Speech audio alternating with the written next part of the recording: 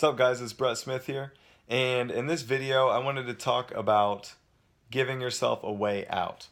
So what I mean by that is giving yourself a way out of what you're doing and how you might be doing that in ways that you don't even realize you are, but that are just holding you back from success, and they probably have been for a while. This is one of the biggest reasons why people have trouble moving forward. It's because they give themselves a way out that is not success. And most of the time people do this, they're not just going to directly quit at something. They're going to justify why it's smarter or why they need to regroup and adjust the strategy. So like a perfect example is like picking your niche. So people ask me all the time, like, "Hey, what are some good niches that I should go into?" And it's a good question. It's a smart question, but it's irrelevant if you're not already trying to get business. And it's also kind of irrelevant whether you pick a niche or not, and whether that's a good niche or not. It's not really a huge deal. Now, if you pick a terrible niche and you just go with that, then you're probably not going to get good results. But the chances of actually picking a terrible niche, if you're even a moderately intelligent person, are pretty slim. So, but what most people end up doing is they pick a niche and then they go, "Oh, you know what? This niche has some problems. I'm going to need to stop doing what I'm doing," giving themselves a way out, and go pick a niche. And obviously, the problem with that is that you can do that over and over and over. And what you have to realize is that there's no perfect niche, just like there's no perfect time to get started. And I know there's people who teach that you need to find a niche, you need to find one that you're passionate about, you need to find a niche that you have harmony with, and that is a good fit for your services, and blah, blah, blah, blah, blah. And there's all of this focus around picking a niche. And our agency is a lot more successful than a lot of people I know have been trying to pick a niche since we both started. And we haven't even picked a niche. We do just any kind of work for the most part. There's a few things we avoid, and there's some niches that we'll pursue more aggressively, but we work in a lot of different niches. So the whole picking a niche and trying to perfect the niche and find the exact right one is one way that people give themselves a way out.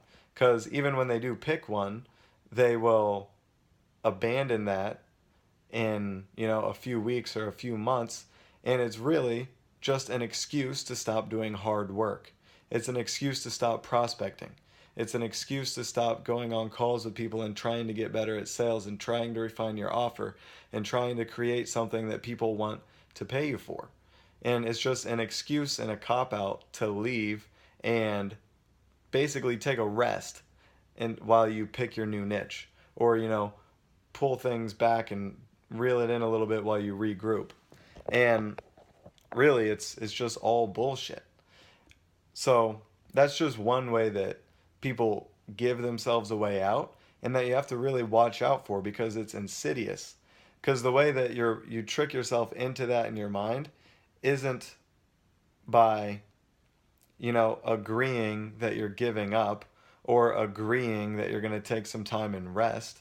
What you tell yourself is, it'd be a lot smarter for me to put my effort somewhere where the return is higher. So you're talking yourself into quitting when you start sounding really smart in the way that you word it to yourself. You're like, "Yeah, if I were to allocate my resources more strategically, I would be able to yield a higher return." And you start, tricking yourself into this whole efficiency thing, which efficiency is also just a load of bullshit unless your day is packed. And then efficiency becomes figuring out how you can pack more in. It's not about trying to do the minimum amount to get the result that you want. If you do the minimum amount, you won't get the result that you want anyway. So like trying to talk yourself into why something is smarter or why it's more strategic or why you need to stop putting yourself into this hard situation, those are all just trying to talk yourself out of doing the thing. And then also, this doesn't just apply to one big decision. Mostly people don't quit in one big decision. Mostly people quit in tiny little micro decisions over weeks or months until all of a sudden their enthusiasm is just gone and they don't have the will to carry on doing what they're doing. And how that happens is just tiny little decisions along the way. It's not just one big, okay, that's it. I'm stopping this. Normally things fizzle out because you'll be like, "Oh, well, it's kind of late in the day. I was really busy working on other things today. I just didn't get the opportunity to do my outbound. Now I need to go have dinner and spend time with my family, and of course that needs to be prioritized. So I'll go ahead and I'll just double the outbound tomorrow. I'm not quitting on it or giving up today. I'm just repositioning that action for tomorrow. And then tomorrow comes and you either don't double it or you miss it again, or you do double it. But what happens is you just let yourself down on your commitment. And so now your ability and your will to stick to your next commitments is diminished by just a little bit. And it happens in tiny little areas. It can even be unrelated to your business that you start to whittle down your ability to stick to what you commit to. And this is how you just find yourself going from your action plan to, following through on it, to a few weeks later doing basically nothing. So, one of the areas that Patrick and I and our team have really excelled at reliable marketing is just being hard headed. So, when we commit to something, we'll do the stupidest, least effective thing brutally over and over, day after day, and consistently. And we might bitch and moan about it a little bit along the way, but until we make a decision to move to another plan of action, and until we actually move to it, not just make the decision, and we make those decisions slowly. We take action rapidly, we commit quick, we uncommit or commit to something else slowly. And while that, it can lead to, doing things that aren't very effective, they'll still get you results, but they're not very efficient.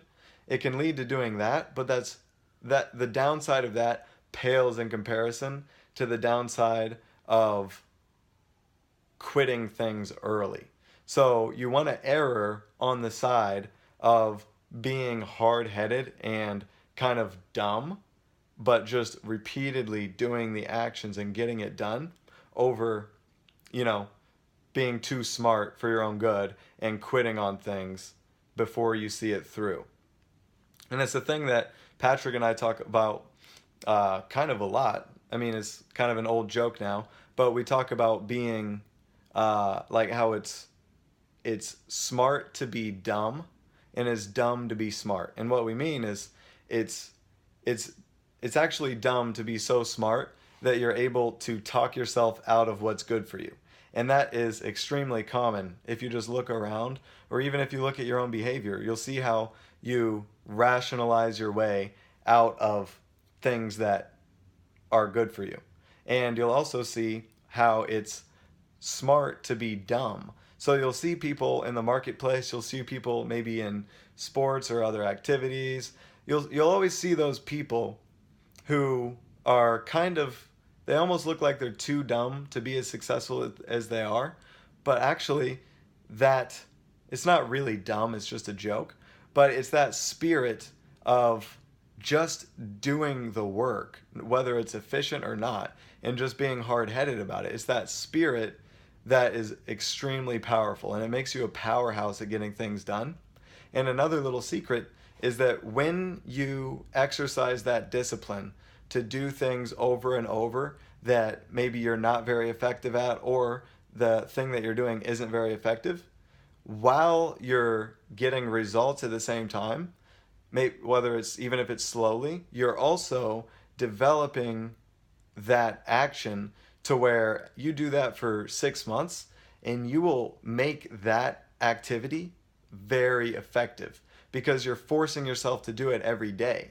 And when you do that, you're going to need to get better at it. One, for your sanity, And two, because you want that thing to be effective if you're going to do it every day. And so you'll become more creative and find ways to improve that process.